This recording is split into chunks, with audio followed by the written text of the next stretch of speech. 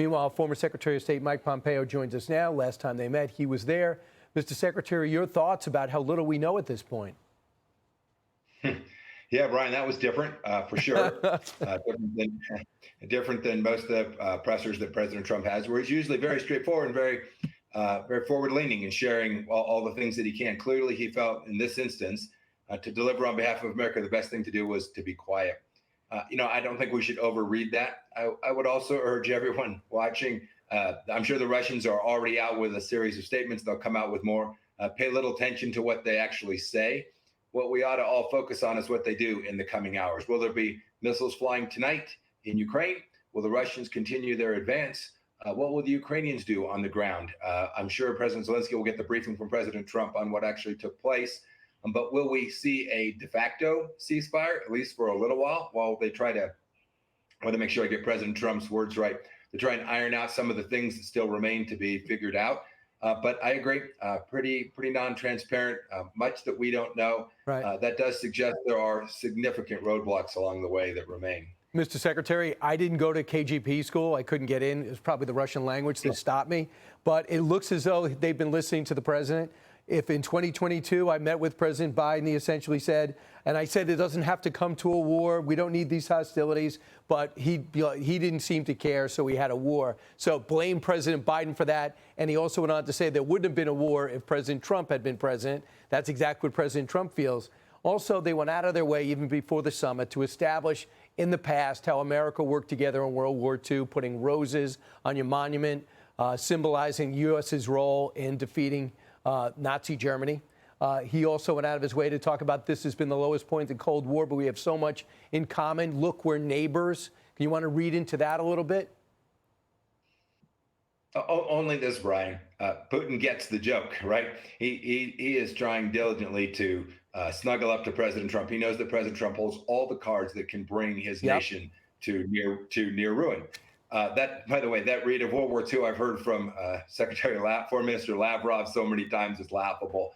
Now we did recount the history, but they were not good actors in the aftermath of World War II, to say the least. The Soviet Union destroyed so much and did so little for its own people. He also defended the Christian church. I mean, it's really quite laughable as well. But he hit all the notes he thought would matter. I think that is a misread in some ways. President Trump, while he said we have a great relationship, has been incredibly tough with respect to Russia, far more capable of deterring Vladimir Putin than Joe Biden or Barack Obama ever could. I don't suspect that what happened today or what Putin could say in some laudatory statement is going to change that, Brian. Mr. Secretary, I just want to bring it to the one point. You know that you had a long 3 or 4 page speech from Vladimir Putin with the translator ready to go. The president, probably with a Sharpie, had a few comments and then said this of significance. Let's listen. We had an extremely productive meeting and many points were agreed to.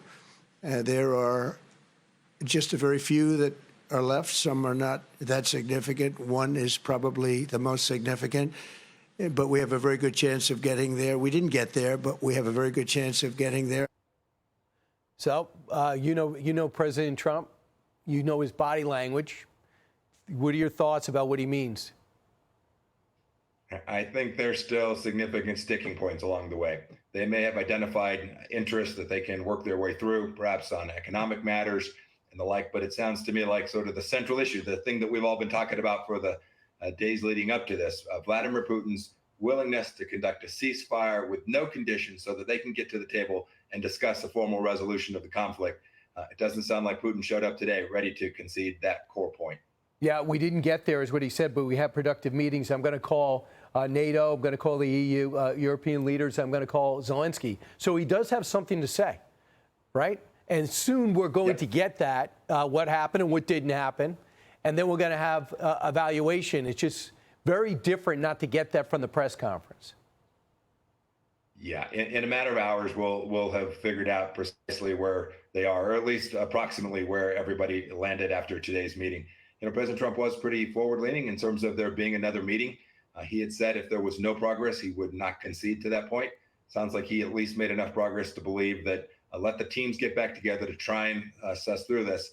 But let's watch not only what is said in the coming hours and even days, but what actions are taking. Does Vladimir Putin continue to steal Ukrainian kids and take them back to Russia? Does he continue to fight along the Donbass and Luhansk lines of contact as he's continued to lob missiles into Kyiv. If he does that, I think President Trump will find very suspect some of the things it sounds like Vladimir Putin may well have said today. So they both indicated there should be another meeting. I was kind of interested to get your take when President Putin recommended a venue. Watch. Mr. President, I'd like to thank you very much, and we'll speak to you very soon and probably see you again very soon. Thank you very much, Vladimir. Next time in Moscow. Oh, that's an interesting one. I don't know. I'll get a little heat on that one, but I could see it possibly happening. Thank you very much, Vladimir. Thank you. And thank you all. Thank you. I think that caught him by surprise. Your thoughts? Yeah, probably so. I'm sure President Putin would like to show up with the remaining fighters that he can still fly, and the Russian bombers, just as the Americans flew over the meeting today. Putin would probably like to return that favor and have a home and away game. I think President Trump will be pretty smart about where the venue for the next meeting, and I think it'll be important that President Zelensky be at that meeting as well. I'd be very surprised if President Zelensky, Trump, and Putin all met in Moscow. That would surprise me quite a bit. Who knows? And a lot of people are going to talk about this. Jackie Heinrich points out, in tradition would have it, usually the home team gets to speak first. Vladimir Putin spoke first. But with the president's unorthodox way of approaching everything about the presidency, I would not look into that at all. Those type of things don't bother President Trump, correct? No, diplomatic niceties are not something that's going to offend him. I think also he likely wanted the last word. I know when I was in meetings like this and there was a readout, I always wanted to be the last one to clean up anything the other person may have said that didn't ring true to me. I imagine President Trump wanted to keep that prerogative so that if President Putin said something that he found either incorrect or needed to be fixed, he'd get that last word. He certainly got that today. Mr. Secretary, check your text messages in your email. Let us know when you get some detail, and we'll have you just bump right in.